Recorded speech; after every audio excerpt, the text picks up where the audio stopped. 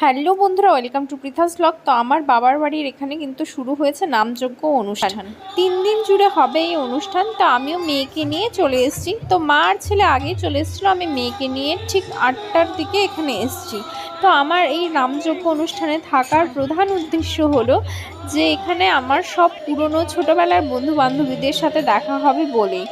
কারণ এই গ্রামে কি হয়, এই নামযজ্ঞ অনুষ্ঠানগুলোতে কিন্তু প্রত্যেকে থাকে, মানে প্রত্যেকে যেসব বান্ধবীদের আমার বিয়েও হয়ে গেছে তারাও এই টাইমে শ্বশুরবাড়ি থেকে আসে এই দিনটাকে মানে সুন্দরভাবে উপভোগ করার জন্য। মানে শহরে যেমন ছোটোখাটো অনেক প্রোগ্রাম হতেই থাকে, 25শে ডিসেম্বর, 1 জানুয়ারি, হ্যানা ত্যানা প্রচুর প্রচুর, কিন্তু আমাদের গ্রামে কিন্তু এই নামযজ্ঞ অনুষ্ঠান একটা বিশাল একটা আনন্দ। মানে এটার জন্য বহু মানুষ সারা বছর ধরে অপেক্ষা করে। তো তাই আমি এখানে এই দিনটাতে মানে থাকছি মানে খুব থাকার শখ ছিল প্রত্যেকবারই, তাই থাকে, কিন্তু শ্বশুরবাড়ি থেকে আসা হয়ে ওঠে না। তো দেখো কি সুন্দর, এখানে দেখো একজন হনুমান সেজেছে আর বাকি সব সখীরা নাচছে। যাই হোক, এটা হচ্ছে একটা লোকাল দল, মানে আমাদের এই মহিপাল গ্রামবাসীরা মিলে সবাই মিলে এটা করছে। যে এই যে ঘুরছে, এটা আমার বান্ধবীর মেয়ে। তো দেখো ওদের বাচ্চারা কত বড় হয়ে গেছে। যাই হোক, কোনো বান্ধবীর যেমন বাচ্চা অনেক ছোট আছে, আবার কারো বাচ্চা এত বড় হয়ে গেছে, আবার কারো বিয়েও হয় নাই, এরকম।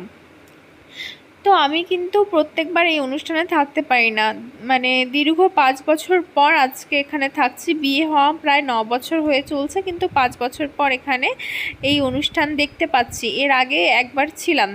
তো দেখো, এটা আমার ছোটোবেলার বান্ধবী, ছোটোবেলার বলতে একদম ছোটোবেলার কেজি স্কুল থেকে আমরা বান্ধবী, আর এখনও আমরা একই রকম বান্ধবী মানে আছি। কিন্তু ব্যাপার হলো যে সময় ও সুযোগ কোনোটাই পাই না যে একসাথে ভালো করে আমরা সময় কাটাবো, মানে এরকম হয় না। তো এই দিনটা আমাদের পুরো ফ্রি। এখানে ওরও দুটো মেয়ে আছে, তো ও মেয়েকে নিয়ে, আমিও বেবিদেরকে নিয়ে চলে আসছি। তো বাচ্চা এখানে মানে মাই দেখে, আমার বাচ্চা তো মা দেখে, ওর বাচ্চাও ওর মা দেখে বা ও দেখে। তো সবাই মিলে এখানে বাচ্চার সমেত আনন্দ করছি। খুব ভালো লাগছিল বহুদিন পর এই অনুষ্ঠান অ্যাটেন্ড করে।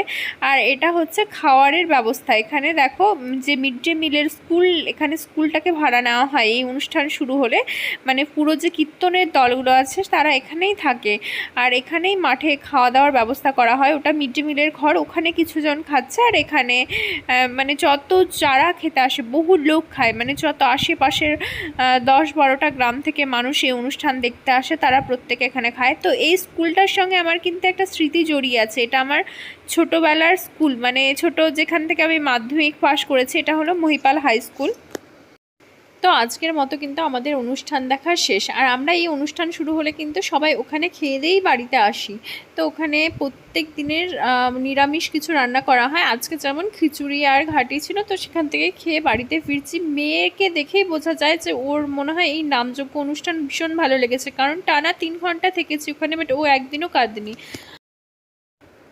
এখন যে অনুষ্ঠানটা দেখছো, এটা হলো লাস্টের দিনে রাত্রেবেলার অনুষ্ঠান। তো এটা ছিল লোকগীতি বাউল এরকম একটা অনুষ্ঠান, আর বাকি 2 দিন যেটা হয়েছে সেটা হলো নামযজ্ঞ অনুষ্ঠান।